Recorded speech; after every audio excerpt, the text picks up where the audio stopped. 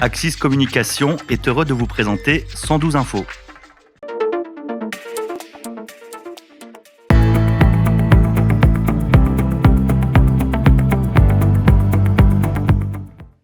Bonjour, bienvenue à 112 Infos, l'émission dédiée aux questions de sécurité civile, organisée en partenariat avec ANEWS Sécurité et l'Institut français de sécurité civile. Nous allons traiter de la question du feu de forêt et notamment de l'impact du réchauffement climatique sur le feu de forêt.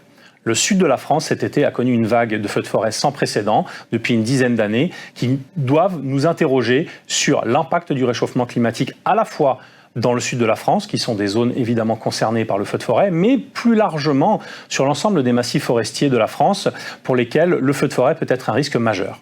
Et pour cela, j'ai le plaisir d'accueillir monsieur le député Rémi Rebeyrotte, député LREM de Saône-et-Loire. Merci monsieur le député de votre présence. Le colonel Éric Groin, directeur du SDIS du Var. Merci de votre présence, colonel. Et le colonel Éric Belgioino, directeur du SDIS de l'Indre, 36. Vous avez également été chef du COGIC et nous reviendrons sur votre expérience au sein du COGIC dans le cadre notamment de la gouvernance et de la gestion au niveau national de ces feux de forêt.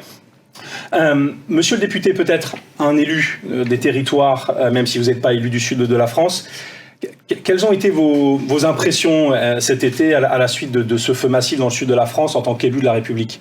Alors déjà, pour élargir un peu le sujet, on a bien vu que dans le pourtour méditerranéen, cette année, il y a eu des drames absolument considérables liés justement aux feux de forêt, aux méga-feux de forêt, comme l'on dit.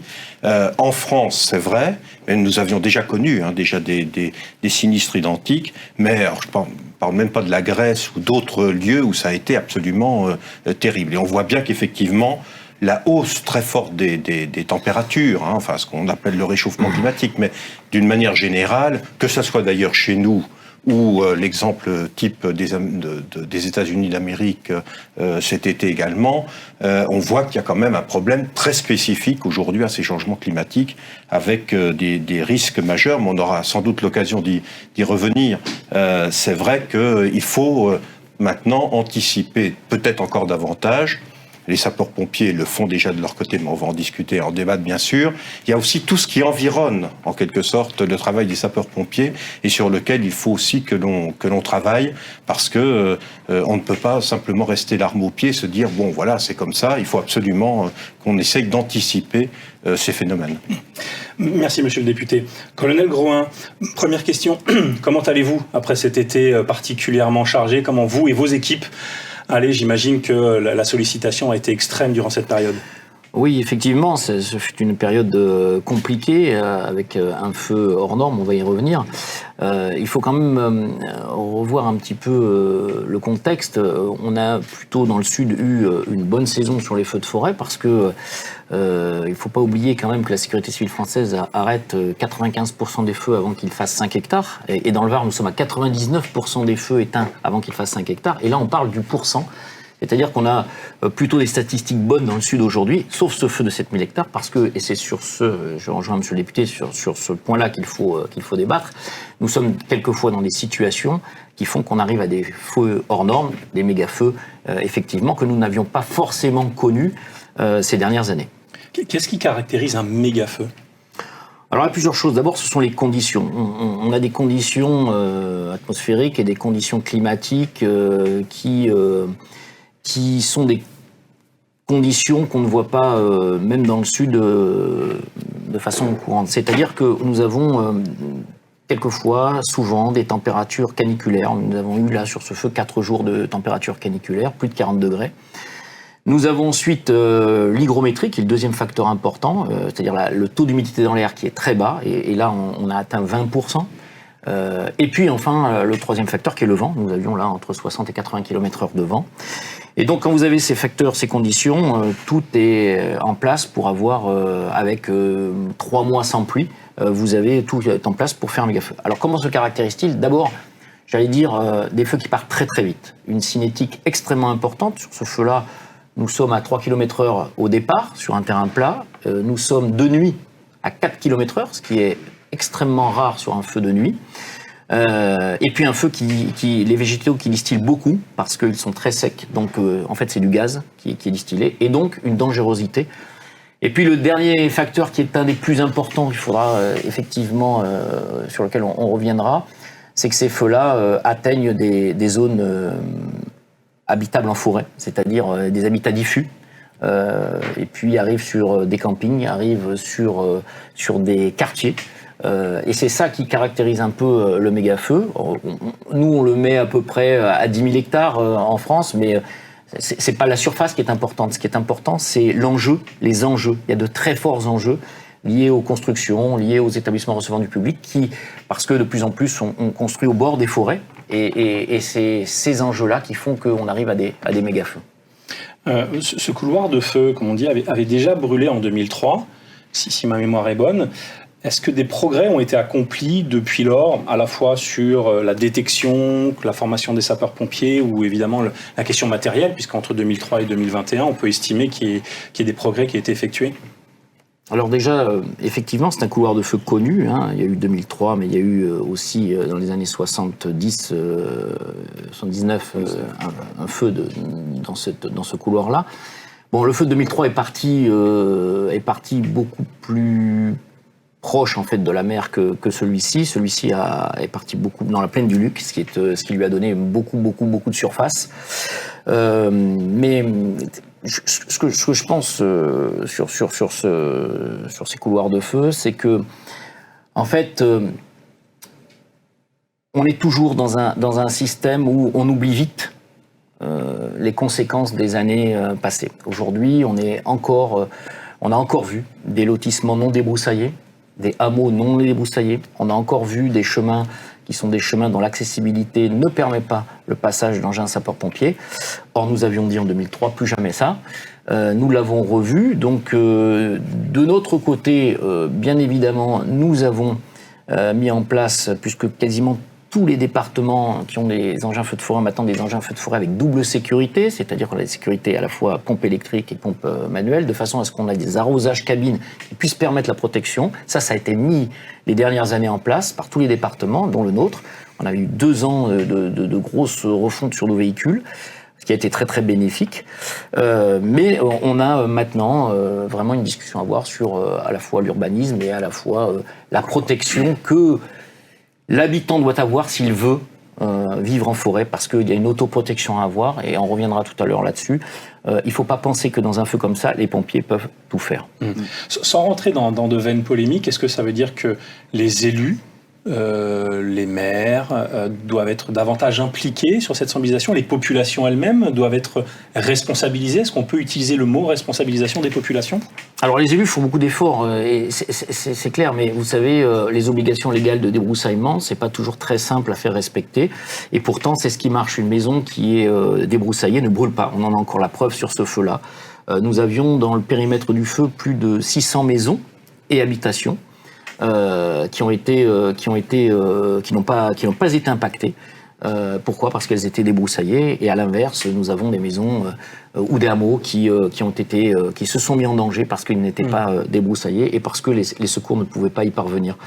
Donc il y a les deux. Il y a les élus, bien évidemment, qui lors des permis de construire, et il doit y avoir toute une synergie qui se met en place pour qu'on évite de mettre dans des couloirs de feu. Vous savez, on a trouvé dans ces couloirs de feu des maisons en bois qui ont été construites depuis 2003, donc ça interpelle quand même.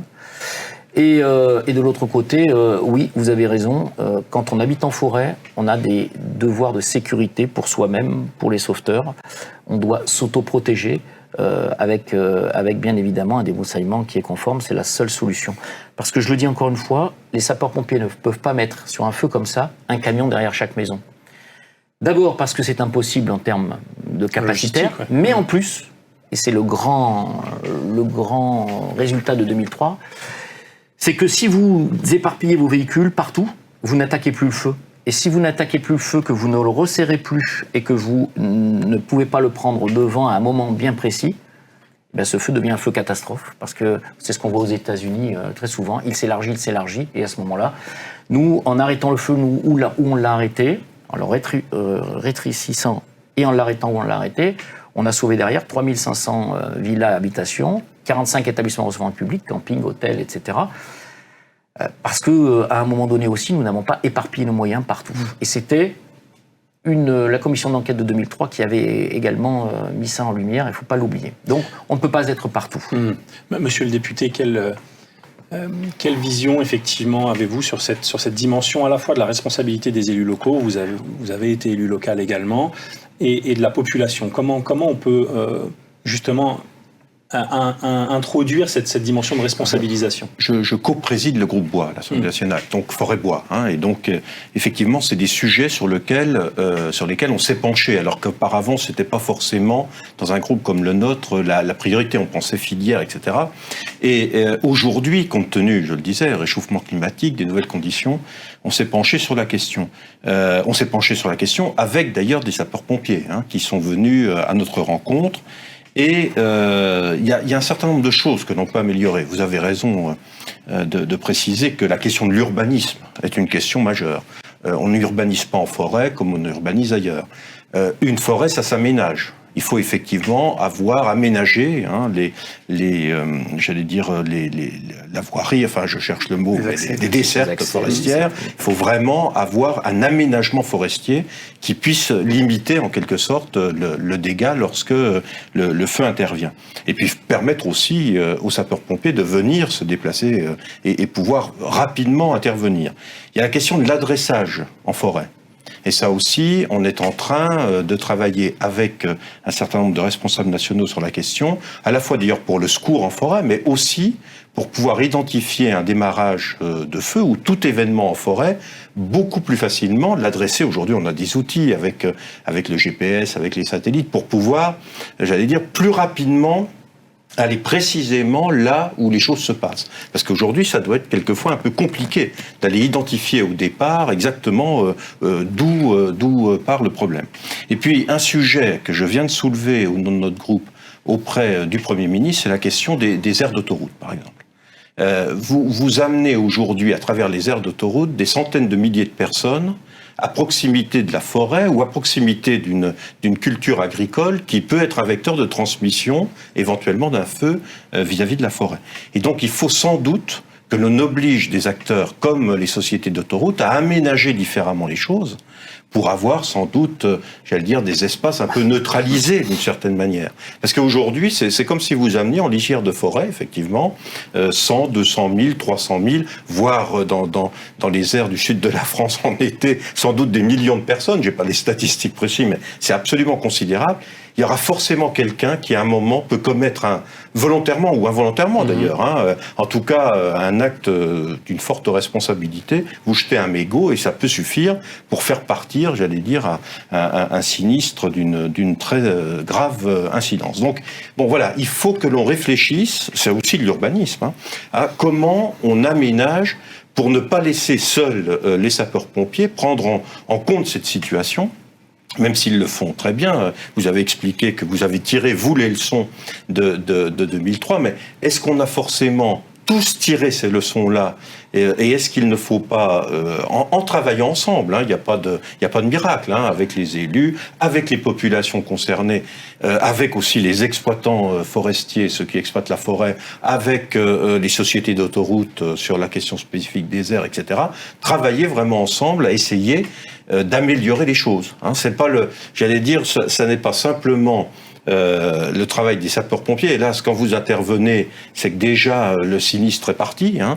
Mais il faut vous permettre à la fois d'intervenir dans de meilleures conditions et puis, au maximum, prévenir des comportements ou prévenir des incidences qui peuvent ensuite être très très lourdes en termes de conséquences. Colonel Groin, depuis 1996, les services d'incendie se regroupaient à l'échelle départementale. Est-ce que pour traiter des méga-feux, l'échelle départementale est la bonne ? Est-ce que vous avez reçu de l'aide d'autres départements ou est-ce que vous avez tout géré vous-même au niveau du département du Var ? Alors, d'abord, nous avons des dispositifs de préventifs et il faut en parler parce que les dispositifs préventifs qui, petit à petit, remontent dans la France, puisque nos collègues dans toute la France mettent en place aussi maintenant ces dispositifs préventifs, ça nous permet de mettre sur le terrain et de mailler le terrain avec des véhicules. Ce qui nous permet d'ailleurs, comme dans le département du Var, où le jour du départ du feu, nous avions quasiment plus aucune ambulance de disponible vu l'attrait touristique du département et vu le nombre d'interventions, d'avoir des gens qui sont dédiés au feu de forêt. Donc quoi qu'il arrive en termes d'intervention normale, le feu de forêt est dédié. Donc ça c'est déjà le premier point. Nous avions quasiment 800 hommes dédiés sur ce dispositif.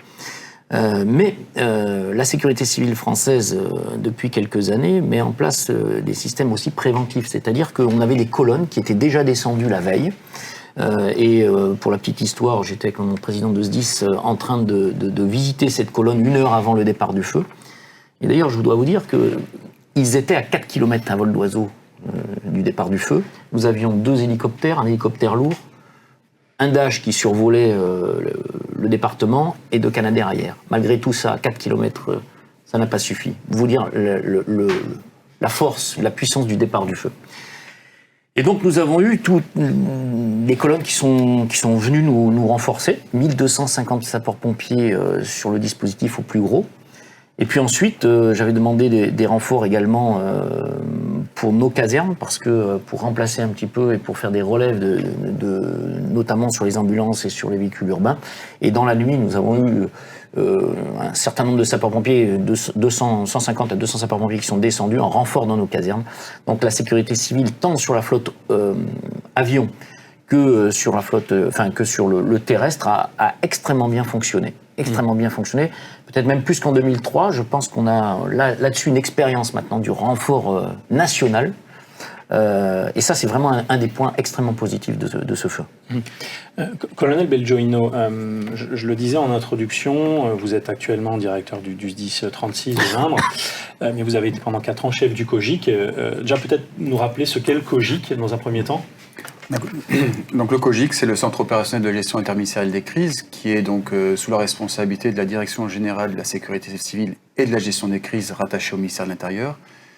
Et pour faire très simple, c'est le centre opérationnel qui prépare, coordonne, met en œuvre l'ensemble des réponses dans le domaine de la sécurité civile pour traiter les catastrophes ou les événements majeurs comme le méga-feu dont on vient de parler. D'accord. Et ce COGIC, dans ce cas-là, il est sollicité lors d'un méga-feu. J'imagine que toute une cellule de crise se met en place. Tout à fait. Donc en France, vous avez 7 zones de défense et de sécurité qui maillent notre territoire métropolitain. Et donc lorsqu'il y a un départ de feu important dans un département, ce département-là fait appel à des renforts au niveau de sa zone. Si la zone avec les départements qui constituent peut renvoyer ses renforts directement sur le département considéré et que c'est suffisant, eh bien le COGIC n'intervient pas. Toutefois, si les moyens de la zone ne sont pas suffisants, à ce moment-là, le COGIC va coordonner les moyens des autres zones de défense, comme l'évoquait le colonel Grouin, et faire descendre des moyens terrestres, mais également des moyens humains, depuis le nord, l'est ou l'ouest de la France. D'accord. Peut-être une question à vous deux en tant que directeur de SDIS. Vous êtes directeur de SDIS du 36. Est-ce que vous préparez, vous formez vos sapeurs-pompiers à éventuellement intervenir dans le sud de la France et vous, colonel Grouin, ces renforts, sans rentrer dans des polémiques, vous les trouvez aussi bien formés que vos sapeurs-pompiers dans le Sud, qui par définition doivent traiter ça tous les ans, etc. Donc il y a une problématique. Donc peut-être colonel Belgioino. Effectivement, donc le sujet des feux de forêt est maintenant un sujet qui s'élargit, puisqu'avec le réchauffement climatique, les départements du centre de la France sont également touchés par ce risque.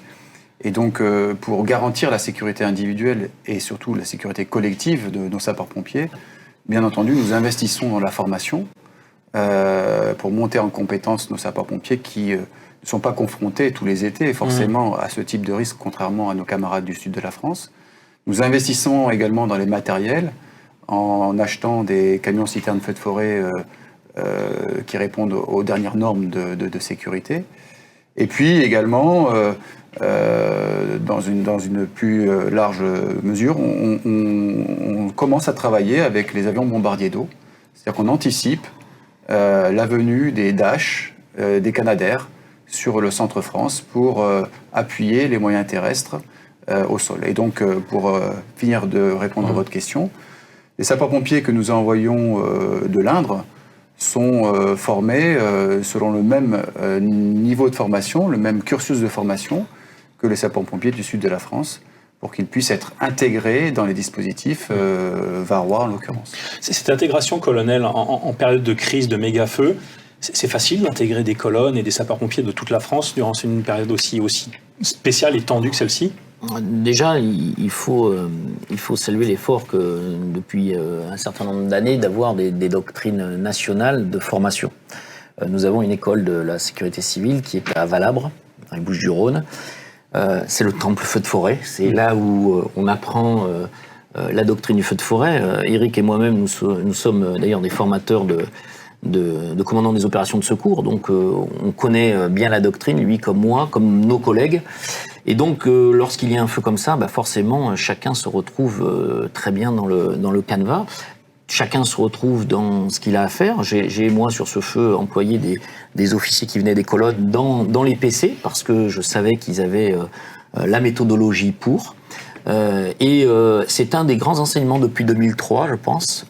Nous avons des colonnes qui maintenant viennent avec des camions en sécurité, c'est-à-dire qu'ils sont comme les nôtres. Donc les camions ont tous les dispositifs de sécurité voulus. D'ailleurs, ils sont contrôlés quand ils viennent en préventif chez nous.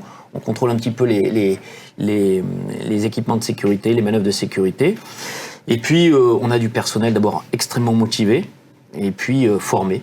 Donc, en 2003, on faisait extrêmement attention là où on mettait les colonnes de renfort. Aujourd'hui, on y fait aussi attention, bien évidemment, parce que le feu de forêt est une opération et demeure une opération extrêmement dangereuse. Mais nous avons pleinement confiance dans nos collègues qui maintenant ont vraiment un savoir-faire.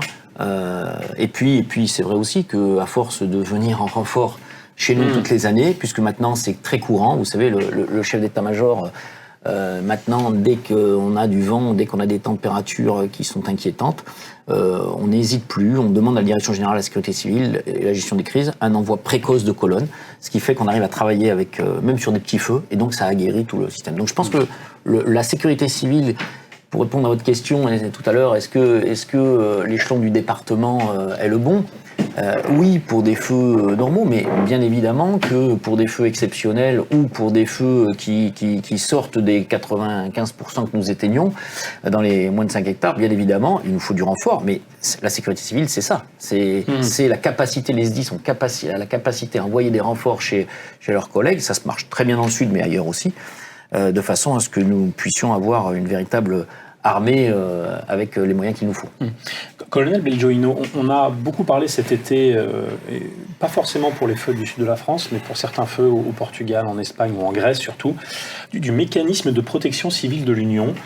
Est-ce que vous pourriez revenir sur ce mécanisme-là, qui n'est pas nécessairement très connu du public français, ne serait-ce que parce qu'on le mobilise peut-être pas tant que ça en France, du fait des ressources et des moyens que nous avons en France pour traiter nos propres feux de forêt ? Donc le mécanisme de protection civile de l'Union, le MPCU, a été créé en 2001 par la Commission européenne pour, comme le COGIC d'ailleurs, anticiper, mettre en œuvre, projeter des moyens de sécurité civile au profit de 33 pays membres de ce mécanisme, dont les 27 pays membres de l'Union européenne. Pour cela, il a à sa disposition un centre opérationnel qui est qu'on appelle l'ERCC, Emergency Response and Coordination Center. Qui est activé 365 jours par an. Qui est activé 24 heures sur 24, 365 jours par an. Et qui, dans le cadre des feux de forêt en l'occurrence, étudie toutes les semaines, à travers d'une réunion avec l'ensemble des pays membres, l'ensemble des centres opérationnels des pays membres, la situation actuelle, la situation à venir, et en fonction, propose des moyens de l'Union européenne, donc de ses pays membres, au profit des pays qui sont touchés par des sinistres de grande ampleur. On l'a évoqué tout à l'heure, la Macédoine du Nord, la Grèce, la Croatie et l'Italie.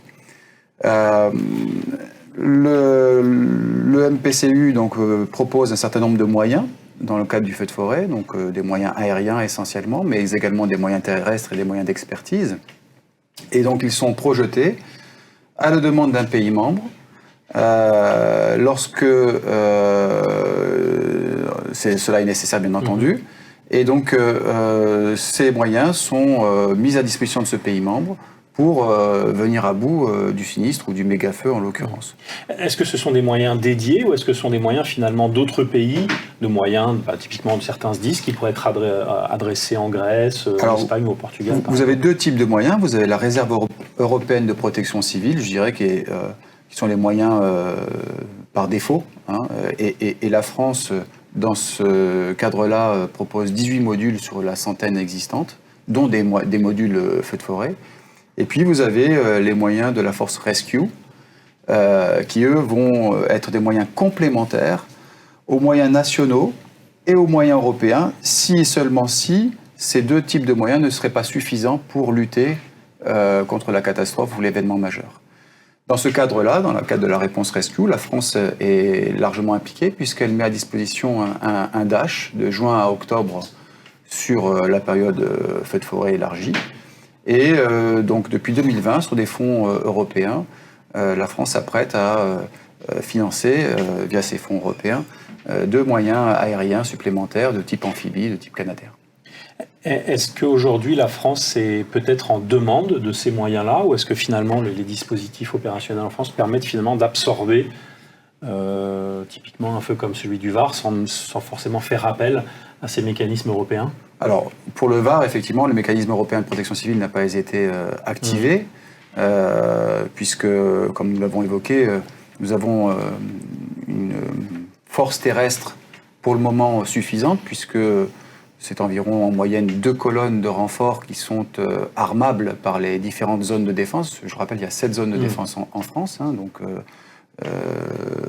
ça fait au moins 14 colonnes qui peuvent être en renfort sur le département, en plus des colonnes départementales.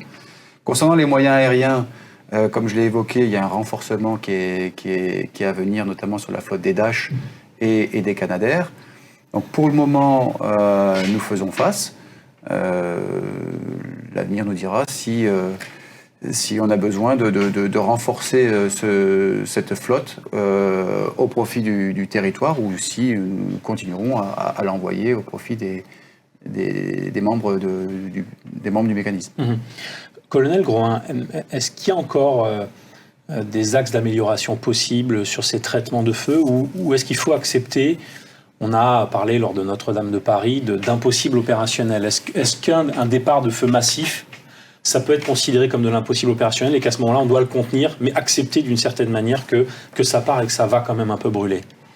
D'un point de vue intellectuel, d'un point de vue doctrinal. Ce que vous dites est très intéressant parce que c'est la question que je me pose et que je partagerai avec tout l'encadrement des plus hauts niveaux des stages feux de forêt. Tout simplement parce que des études américaines démontrent aujourd'hui disent qu'aujourd'hui il y a certains feux qui ne sont pas arrêtables. Alors c'est intellectuellement compliqué de penser ça et de dire ça. Ils disent aussi que certains feux, les moyens aériens n'ont pas une efficacité, non plus d'efficacité suffisante sur certains feux. J'aurais tendance un petit peu à le constater sur ce type de feu. C'est-à-dire je ne dirais pas que, bien évidemment, ils servent pour les points sensibles, ils servent pour un certain nombre de choses, mais on n'a pas l'efficacité qu'on voit d'habitude lorsqu'on a ces conditions atmosphériques et ces feux-là. Donc, je pense que, en fait, c'est quelque chose de global. Monsieur le député l'a dit tout à l'heure, il ne faut pas attendre une réponse unique des services de secours. Nous ferons et nous faisons le maximum. Je ne pense même plus que ce soit une question de moyens. C'est une question, globalement, d'occupation du territoire, comme on le disait tout à l'heure. C'est d'autoprotection des gens qui veulent vivre en forêt. D'un point de vue urbanistique, de l'accessibilité, des points d'eau. On n'en a pas parlé, mais les points d'eau sont aussi importants. Il y a des règlements des ECI, défense d'équipement contre l'incendie, d'eau qui sont faits dans chaque département. Voilà, je pense qu'il faut appliquer ce qui existe.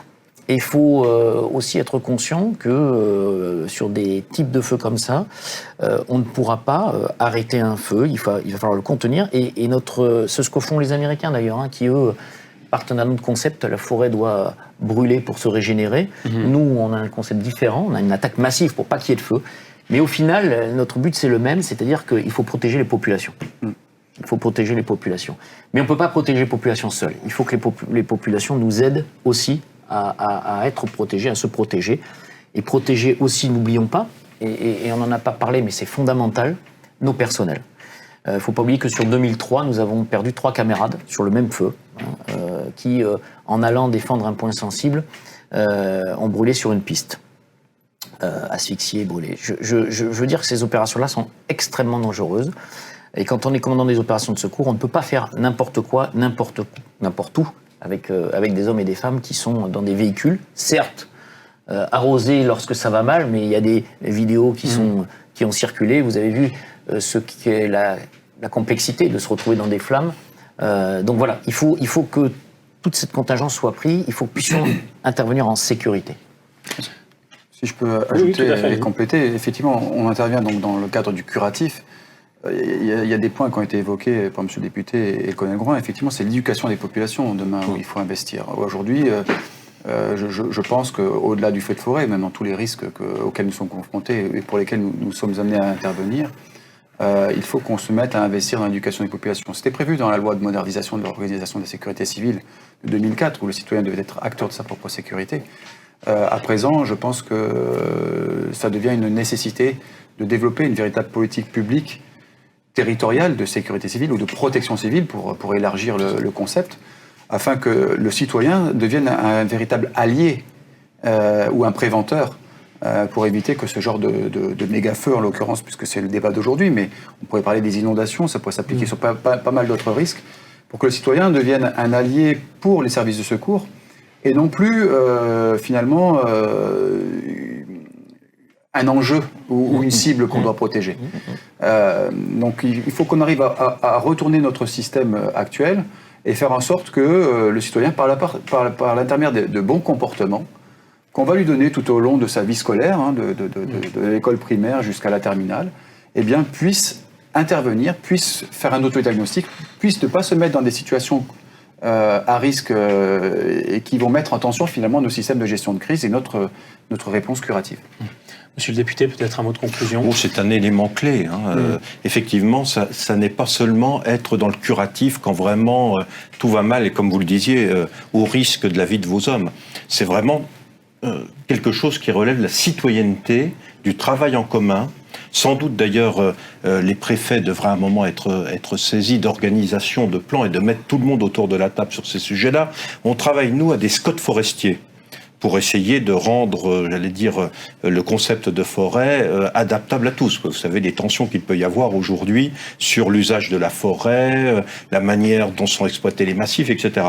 Je pense que c'est un des éléments, la protection civile, et notamment le fait de préserver nos forêts et de les aménager pour cela, que ce soit pour le particulier d'ailleurs, ou pour ceux qui gèrent la forêt. Je pense que ça doit être un des enjeux de ces outils-là pour faire en sorte de limiter le risque au maximum. Alors, il y aura toujours, bien sûr, à intervenir, et je veux vous saluer l'un et l'autre, parce que Dieu sait que la France fait envie au niveau européen, et que la France est référente en la matière, il faut quand même dire les choses, mais elle doit le rester. Pour le rester, je crois que c'est un combat collectif, vous avez raison de le souligner.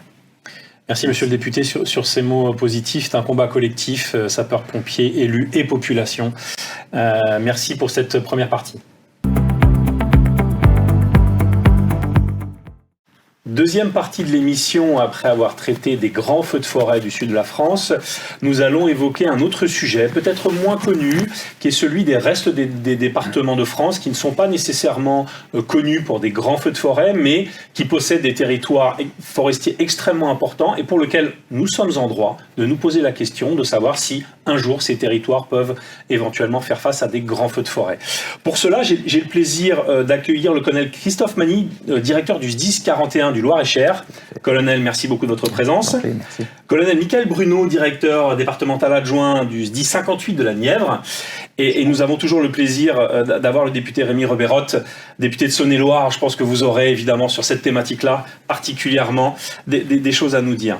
Peut-être faire un point sur la situation globale. Colonel Bruno, on parle évidemment, et les médias, par définition, ont été très focus sur le sud de la France. On a tendance à oublier que la France est parcourue aussi de massifs forestiers sur l'ensemble de son territoire. Quels sont les risques éventuellement?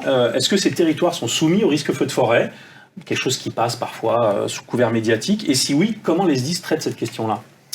Alors déjà vous dire que le changement climatique est quelque chose qui scientifiquement n'est pas aujourd'hui reconnu au sens propre du terme. Il y a des échanges que j'ai de temps en temps avec des personnes qui me disent qu'il n'y a pas de changement climatique. Donc ça c'est une première chose importante dans le cadre de la réponse feu de forêt sur les départements du centre de la France.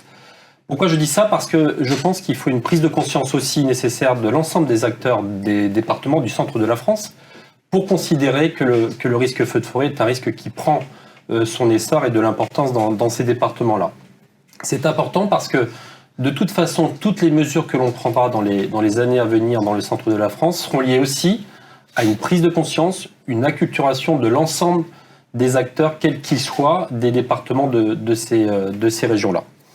Par rapport au risque feu de forêt, moi, le moment important qui nous a fait réfléchir à la problématique dans la Nièvre, c'est 2019, où l'ensemble des départements de la France entière a eu des soucis de feux de végétation dès le mois de juin-juillet, avec des feux très importants.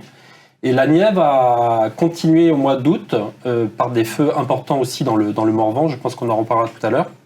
Un massif forestier qui est composé de 250 000 hectares sur 4 départements. Et c'est là qu'on s'est dit à un moment donné, en 2019, que le risque commençait à prendre de l'ampleur, avec là aussi la particularité d'avoir le Morvan qui est sur 4 départements. Et c'est pour cette raison aussi que on avait initié quelque chose dans le département de la Nièvre, c'est des dispositifs préventifs que le colonel Groin a évoqué tout à l'heure pour les départements de l'arc méditerranéen, et qu'on a pu mettre en place dès 2019 dans le département de la Nièvre. Je vous avouerai que je prenais tout à l'heure de l'exemple de l'acculturation et de la prise de conscience, que quand on a commencé à mettre en place ce genre de dispositif dans des endroits comme la Nièvre, du Morvan principalement, avec mes collègues des départements voisins, notamment de la Saône-et-Loire et de l'Yonne, tout le monde nous a regardé avec des gros yeux en disant « mais ils sont fous », parce qu'à un moment donné, c'était quelque chose d'assez innovant, certes, mais je peux vous dire qu'on a permis de limiter l'évolution d'un feu à plusieurs dizaines d'hectares, alors qu'on avait des massifs de plusieurs centaines d'hectares. Colonel Magny, quelle est la situation aujourd'hui du SDIS 41 dans le Loir-et-Cher? Est-ce que cette problématique éventuelle du feu de forêt est quelque chose qui, dans le SDAC ou dans vos schémas de gestion des risques, est partie prenante? Alors dans le Loir-et-Cher, effectivement, on retrouve une caractéristique qui est la forêt de Sologne, où elle comprend 3 départements et surtout un tiers de résineux. Donc on voit qu'il y a un enjeu qui était identifié dans les schémas directeurs des SDIS, qu'on appelle le schéma départemental d'analyse et de couverture des risques, qui est révisé tous les 5 ans. Et en 2015, voilà, ce fameux SDACR qui, du coup, en 2015, évoquait le risque feu de forêt au sein du département de Loir-et-Cher. Donc il y a une prise en compte qui a été renforcée à travers 2019, où on a connu effectivement des feux de végétation importants, de récolte, aussi avec cette caractéristique de risques locaux, mais aussi de feux de forêt, avec un feu de 70 hectares à la fin du mois d'août sur la commune de Prunier en Sologne. Et puis l'année suivante, en 2020, un autre feu de forêt de 40 hectares en plein massif de Sologne, sur la commune de Souham, et où là, il y a pour la première fois dans l'histoire du Loir-et-Cher, un avion bombardier d'eau, le Dash, qui a été engagé à plusieurs reprises, et même un deuxième Dash, qui par anticipation avait été d'ailleurs prépositionné sur un des 20 pélicandromes aujourd'hui. Il y en avait cette même année un sur Angers, donc voilà, un prépositionnement de moyens.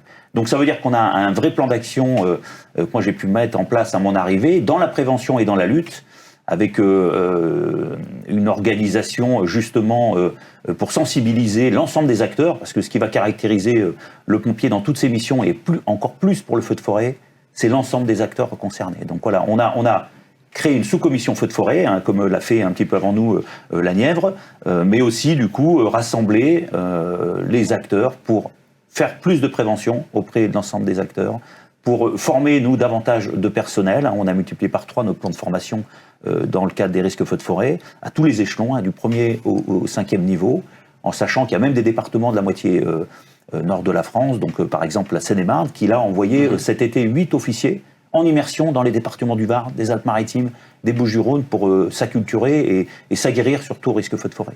Donc voilà, on se prépare et c'est un travail de long terme.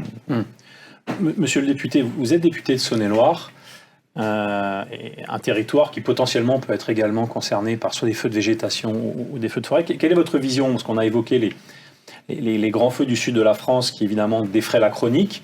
mais tout le reste de la France peut être concerné. Quelle est votre vision en tant que député élu de la République sur ces territoires-là ? Alors, premier élément, le changement climatique ne s'arrête pas aux frontières du sud de la France, hein. Hélas. Enfin non, ça serait embêtant pour le sud de la France, sans doute. Mais ce que je veux dire, c'est que nous sommes concernés par les changements climatiques. Et je préside le groupe Forêt-Bois à l'Assemblée. Il est clair qu'aujourd'hui, la filière, elle est, j'allais dire, très touchée par ces questions du changement climatique, à la fois par les modifications des essences qu'il va falloir faire. Vous savez que maintenant, l'ONF, dans ses laboratoires, a planté du pin maritime dans les Vosges qui prend remarquablement. Donc, on a quand même des changements absolument profonds. On réfléchit sur les questions des essences, on réfléchit sur, évidemment, la question des scolites qui prolifèrent et d'autres insectes, etc. Mais aussi, je le disais, on se penche aujourd'hui, un groupe comme le nôtre, sur cette question de l'aménagement forestier, de l'adressage en forêt pour limiter au maximum, ou du moins faciliter au maximum le travail des sapeurs-pompiers lorsque le risque-feu intervient. Et comme pour le Sud, il s'agit aujourd'hui d'anticiper et de ne pas laisser effectivement uniquement les sapeurs-pompiers anticiper et faire le travail, ce qu'ils font eux remarquablement. Mais il faut que les citoyens, la question de l'urbanisme, la question de l'organisation de nos espaces forestiers, tous ces sujets-là soient posés. C'est vraiment une affaire, je le disais, de citoyenneté et de travail en commun entre tous les acteurs. Parce que côté sapeurs-pompiers, moi, je peux vous dire que ça anticipe et ça réfléchit depuis longtemps. Je pense au SDIS 71.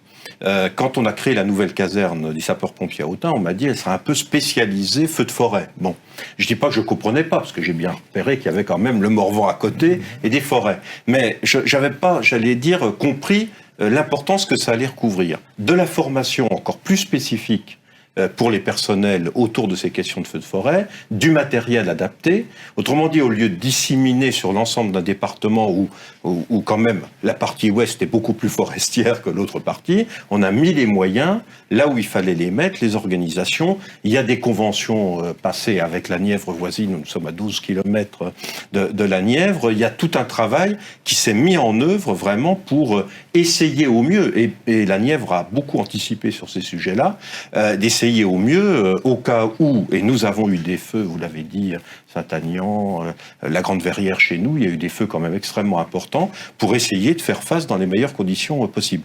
Mais je pense que ce travail qui est essentiel que vous faites, il faut aussi qu'on l'accompagne, et c'est le cas dans la Nièvre aujourd'hui, il faut qu'on accélère encore cela, d'un travail autour de l'urbanisme, de l'habitation en forêt, du débroussaillage là où c'est nécessaire, de dessertes forestières qui permettent plus facilement d'arriver au cœur d'un certain nombre de massifs. Bon, il y a tout un travail, j'allais dire, à faire, parce qu'il faut, là encore, je redis ce mot anticipé, mais on sait que, de toute façon, nous aurons, dans les années qui viennent, un certain nombre de difficultés liées au réchauffement climatique et à des conditions qui font que les feux, non seulement peuvent prendre, mais peuvent trouver une force et une accélération que nous ne connaissions pas forcément sur nos massifs jusqu'ici. Colonel Bruno, oui, vous. Oui, juste pour rebondir sur ce que disait Monsieur le député, ce qui est important dans l'évolution du risque feu de forêt dans le centre de la France, c'est d'acculturer l'ensemble des acteurs. Et je pense que la principale des choses avant de décider ce qu'on peut mettre en place pour le risque feu de forêt, c'est de savoir comment je peux faire pour mettre tout le monde autour de la table. Et mon collègue Christophe Magny a évoqué tout à l'heure la sous-commission feu de forêt, donc la sous-commission contre les risques d'incendie de forêt de Landes et de Maquis, qui est une sous-commission réglementaire de par le décret de 95. Nous, on a initié ça depuis maintenant quelques mois, et c'est le bon endroit, la bonne stratégie pour mettre tout le monde autour de la table. Et en plus, c'est piloté par monsieur le préfet, donc les préfets de département. Et je pense qu'au-delà des consignes et des mesures que l'on peut mettre en place dans les années à venir dans les départements du centre de la France, c'est de savoir comment je fais pour acculturer, pour faire prendre conscience à tous les acteurs, ONF, DDT, le citoyen, les acteurs des élus, les acteurs préfectoraux, comment je peux faire pour les acculturer à ce risque-là. Et la sous-commission en feu de forêt est un bon élément pour mettre tout le monde autour de la table et pouvoir faire ce fameux plan d'action. Colonel Magny, vous avez une réception positive de la part des élus, quels que soient les échelons, les gens comprennent encore les enjeux ou il y a encore du boulot à ce niveau-là ? Je pense que les élus ont conscience des enjeux économiques qu'on peut avoir, sociétaux, sur l'importance que revêt la forêt. Et puis aussi, on l'a évoqué tout à l'heure, à travers des incendies qu'ils ont pu constater, mesurer la nécessité de se préparer. Donc je pense qu'il y a pour les élus et les autorités une certaine prise en compte de ce risque. À nous maintenant de l'étendre à toute la population pour bien savoir comment un feu peut naître et comment éviter sa propagation. Et là, on a un travail effectivement d'éducation de chaque citoyen. Je vous pose la question à tous les deux, colonel Magny, colonel Bruno. Comment on fait quand on est sur un territoire qui, par définition, n'est pas tous les ans confronté à un feu de forêt, pour s'équiper d'un point de vue matériel, pour répondre comme si un jour ça allait brûler? C'est ce que je disais en introduction tout à l'heure. Déjà, il faut que l'ensemble des acteurs soient conscients de l'évolution du risque dans le centre de la France. Ce qui n'est pas acquis encore aujourd'hui, parce que quand je dis que depuis 2 ou 3 ans, on est 3-4 directeurs du centre de la France à avoir initié une démarche proactive d'anticipation pour les années à venir, il faut encore faut-il que l'ensemble des acteurs de ces départements et des départements du centre de la France soient conscients de l'évolution réelle des feux de forêt et du changement climatique dans ces départements-là. Ce qui n'est pas acquis. Ça, c'est la première chose. Deuxième chose, c'est qu'à un moment donné, Christophe en a parlé tout à l'heure, l'éducation passe aussi par le public qu'il faut former. Et derrière, il faut qu'à un moment donné, tout le monde soit autour de la table, justement, pour créer ces conditions, cette synergie qui vise à avoir des consignes et des mesures spécifiques pour le risque feu de forêt.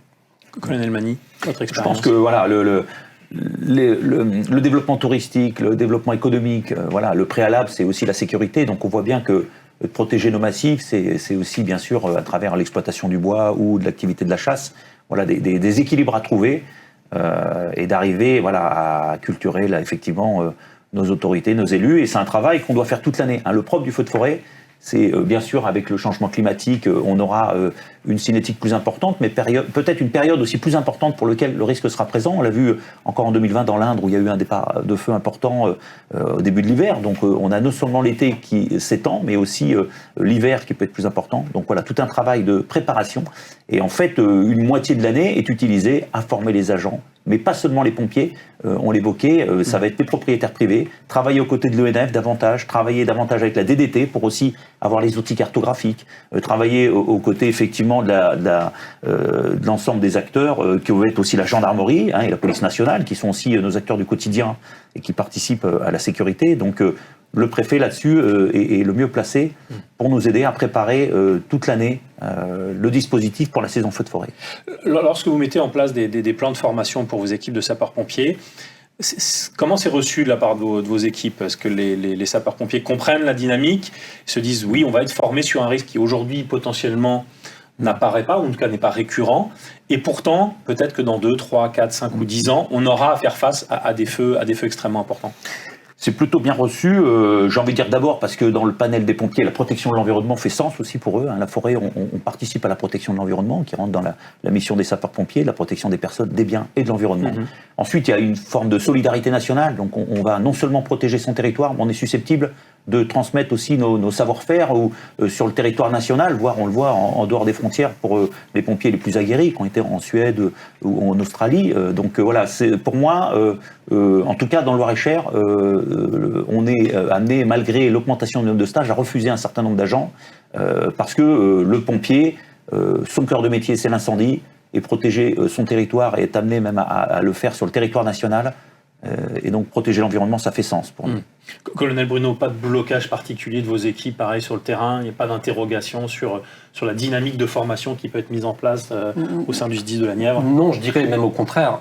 Pourquoi? Parce qu'il y a aussi, et Christophe en parlait tout à l'heure, il y a eu cette dynamique depuis de nombreuses années d'aller dans le sud de la France aider nos collègues, donc ce qui fait qu'aujourd'hui, on voit un peu nos effectifs. Dès le mois de juin, ils se précipitent tous pour s'inscrire, aller renforcer les collègues du sud de la France. Et ils voient, je pense, les évolutions des départements du centre de la France par rapport à ce qu'ils ont vu et par rapport à ce qu'ils ont l'habitude de voir dans les départements du sud de la France. l'état aussi de sécheresse des végétations. Donc automatiquement, je pense que s'il y a une acculturation à faire, c'est pas spécialement nos pompiers qui sont acculturés à cette problématique d'évolution dans le centre de la France. Donc au contraire, ils sont conscients. Alors, petit aparté aussi par rapport au dispositif prévisionnel, c'est sûr que quand vous mettez un dispositif prévisionnel dans la Nièvre en 2019 ou plusieurs dispositifs prévisionnels et que vous attendez derrière qu'il y ait un risque, enfin qu'il y ait un risque important pour qu'il y ait des feux qui partent et qu'il n'y a rien, c'est vrai qu'ils se disent mais pourquoi on a fait ça ? Par contre, quand vous arrivez à mettre en place ces dispositifs prévisionnels et que le feu de Saint-Aignan, on avait 2 groupes extérieurs au département qui étaient à 10 km de Saint-Aignan, qui a permis de limiter le feu à 20 hectares sur un massif de plusieurs centaines d'hectares, et que le premier engin, parce que le Morvan, monsieur le député le connaît, arrivait à 1 heure de route, eh bien, dès le lendemain de ce feu-là, tout le monde a compris que le dispositif prévisionnel et que l'évolution du risque feu de forêt était important aussi dans le département de la Nièvre. Est-ce que ça veut dire qu'il faut, dans cette réflexion-là, et notamment pour les massifs forestiers qui sont à cheval sur plusieurs départements, qu'il faut dès le départ mettre en place ces actions prévisionnelles inter-SDIS, entre SDIS? Alors, 2019 aussi, on a été avec un département, c'était Lyon, les premiers à mettre en place ces dispositifs prévisionnels. Je vous l'ai dit tout à l'heure en introduction, ça a été quelque chose qui n'était peut-être pas compris par tous, mais on voit que depuis quelques années, avec mes collègues donc de la Saône-et-Loire, de Lyon et de la Côte d'Or, on est en train de réfléchir, avec la chance que l'on a d'avoir un parc du Morvan, qui est une organisation publique, la possibilité de mettre en place un système de conventionnement entre nous de façon à pouvoir s'entraider. Et on commence depuis l'année dernière avec la Saône-et-Loire et Lyon à mettre en place des dispositifs prévisionnels inter-SDIS dans ce parc du Morvan qui fait 250 000 hectares. Monsieur le député, qu'est-ce que vous pensez de cette dynamique à la fois régionale, de collaboration inter-SDIS, et puis est-ce qu'on pourrait imaginer une communication, une sensibilisation au niveau national de ce risque feu de forêt qui finalement ne concerne pas seulement le sud de la France? Je pense qu'effectivement, c'est un risque aujourd'hui à prendre encore davantage en compte. C'est assez récent, vous l'avez dit, hein, c'est-à-dire que chez nous, c'est 3 sécheresses successives et 4 années, on va dire, avec un déficit d'eau hydraulique important, qui ont fait prendre conscience que il se passait quelque chose qui relevait du changement climatique et qu'il fallait vraiment... Mais tout ça est assez récent, c'est 2019 quasiment, cette prise de conscience. Donc, je veux dire par là qu'il faut y travailler vite, mais que vous avez anticipé, mais qu'encore pour de nombreuses personnes, effectivement, on n'a pas conscience que c'est un risque imminent et fort. Or, c'est un risque imminent et fort. Et donc, il faut monter, j'allais dire, vraiment en travail en commun. Et la question, vous avez dit, elle est nationale, sur des questions d'urbanisme, d'autres aménagements. On parlait tout à l'heure de la nécessité d'aménager les aires d'autoroute autrement qu'à proximité immédiate des forêts ou de cultures ou de broussailles, avec les conséquences que ça peut avoir. Mais ça passe par des dessertes forestières, ça passe... Donc il y a tout un travail à faire aujourd'hui et qui doit effectivement s'accélérer. Une des propositions que nous avons faites, c'est d'ailleurs pas seulement sur les aspects feux de forêt, mais plus globalement, d'avoir des scots forestiers par massif. C'est-à-dire un massif du Morvan. On estime ce qui doit être mis en exploitation, ce qui doit être davantage réservé à la promenade en forêt, enfin à la fois les usages de la forêt, mais aussi quelle, j'allais dire, organisation nous portons pour faire face aux risques en forêt. Parce que aujourd'hui, trop encore de nos concitoyens, quand ils voient se faire une desserte forestière, ils disent « Oh là là, ils vont exploiter la forêt, oh les méchants ». Non, mais la desserte forestière, c'est aussi pour faire en sorte d'accéder, en termes de moyens publics de secours, d'accéder à la forêt et de pouvoir faire le travail de sécurisation de la forêt. Donc, il y a beaucoup de pédagogie à faire. Et il y a encore beaucoup de personnes qui râlent quand un permis de construire leur est refusé parce qu'ils s'installent dans l'immédiate proximité d'une forêt et qu'on ne sait pas, j'allais dire, comment ils vont pouvoir éventuellement être mis en sécurité. C'est un peu la même logique que pour finalement la mer et un certain nombre de choses qui ont pu être faites à une époque. Il faut savoir qu'aujourd'hui, il faut faire attention quand on accorde un permis de construire en pleine forêt, sur la question des dessertes, etc. C'est la même chose. C'est une réflexion commune, à la fois de tous les acteurs. Vous avez raison de souligner l'importance des élus, l'importance des services de l'État, bien entendu, mais aussi l'importance de nos concitoyens qui doivent prendre conscience que le risque est là, qu'on ne doit pas simplement s'en remettre aux sapeurs-pompiers en disant bon, le jour venu, ils seront là de toute façon. Non. Il s'agit, j'allais dire, également pour préserver vos hommes. Hein, pas la peine de prendre des risques, j'allais dire, inutiles, de s'organiser différemment et de travailler différemment ensemble. Et je rejoins ce qui a été dit, puisque la Nièvre a été pilote en la matière.